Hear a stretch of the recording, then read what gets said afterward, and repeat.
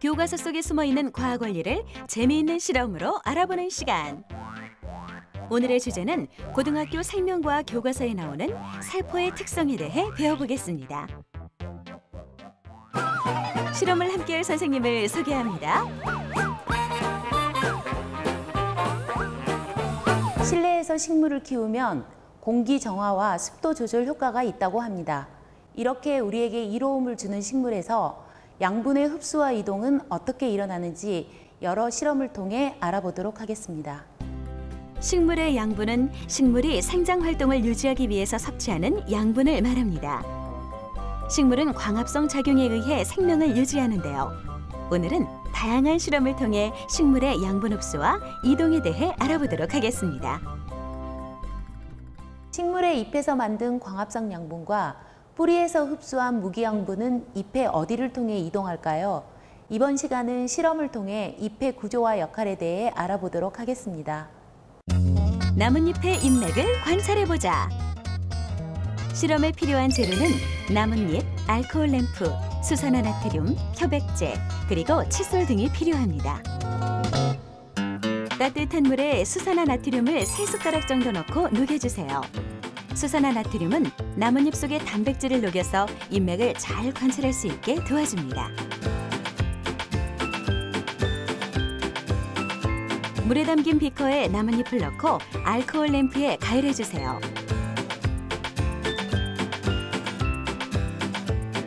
초록색의 나뭇잎이 갈색빛에 가깝게 될 때까지 가열해야 합니다.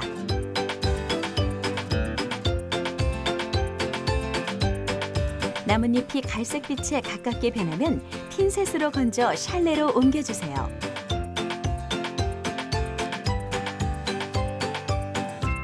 나뭇잎의 잎맥을 제외한 부분을 엽육이라고 하는데요.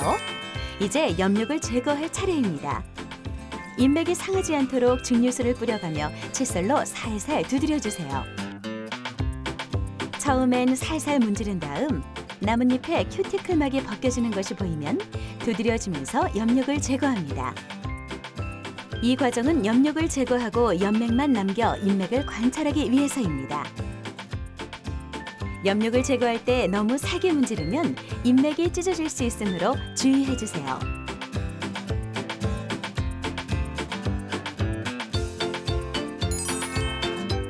엽육이 깨끗이 제거된 나뭇잎을 새 샬레에 옮기고 표백제를 뿌려줍니다. 나뭇잎이 잠길 정도로 표백제를 뿌리고 나뭇잎의 색소가 빠질 때까지 기다려주세요. 엽육은 잎살이라고도 하는데요. 잎의 앞뒤 그리고 양쪽 표피 사이에 있는 동화 조직으로 엽록체를 함유하고 있습니다. 잎맥이라고 하는 엽맥은 관다발이 있어서 물과 양분이 이동하는 통로가 되죠. 자, 잎맥 표본이 완성됐습니다. 이것으로 우리는 무엇을 할 수 있을까요?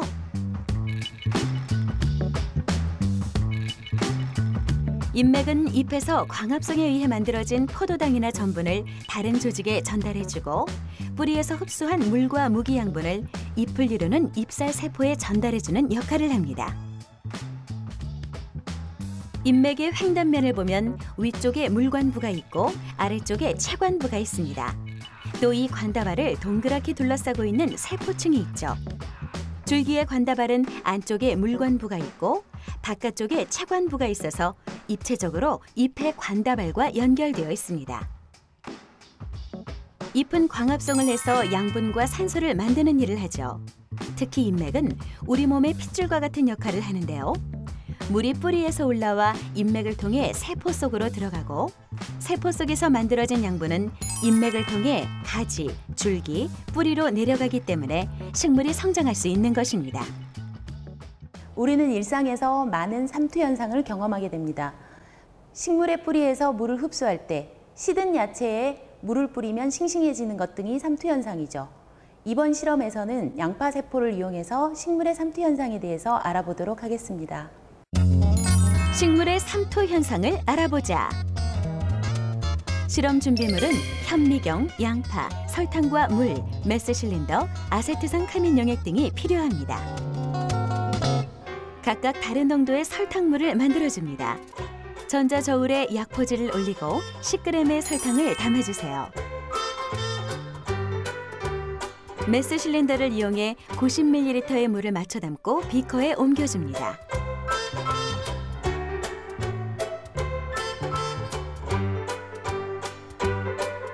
약포지에 설탕을 물이 담긴 비커에 넣고 녹여주세요. 이렇게 설탕 농도가 10%가 되는 설탕물을 만들어줍니다. 이번엔 설탕 농도 20%의 설탕물을 만드는데요.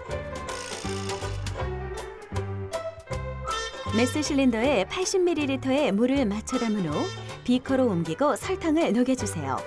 농도 20%의 설탕물이 됩니다.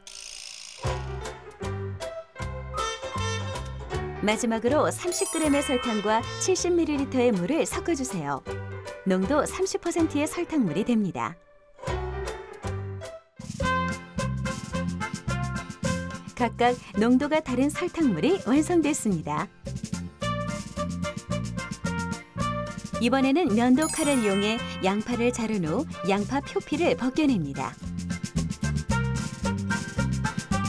벗겨낸 양파 표피를 농도가 다른 각각의 설탕 용액에 담가주는데요. 양파 표피가 충분히 잠길 수 있을 만큼 설탕 용액을 넣어주세요.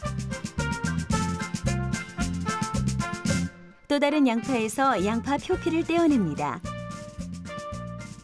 이번엔 증류수에 양파 표피가 잠길 정도로 담가줍니다.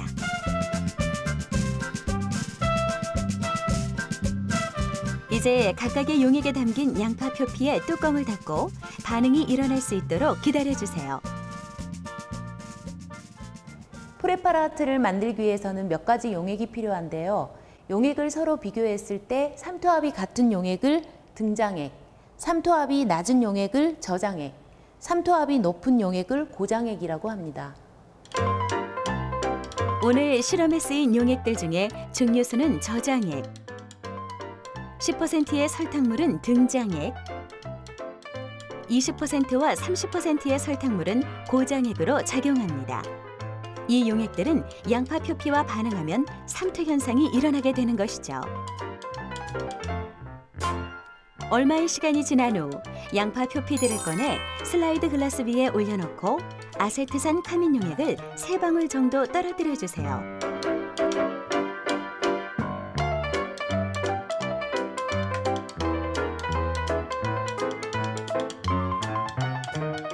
커버 글라스를 덮으면서 거름 종이를 대면 새어나오는 용액을 빨아들일 수 있겠죠? 같은 방법으로 각각의 용액에 담긴 양파 표피를 꺼내 프레파라트를 만듭니다.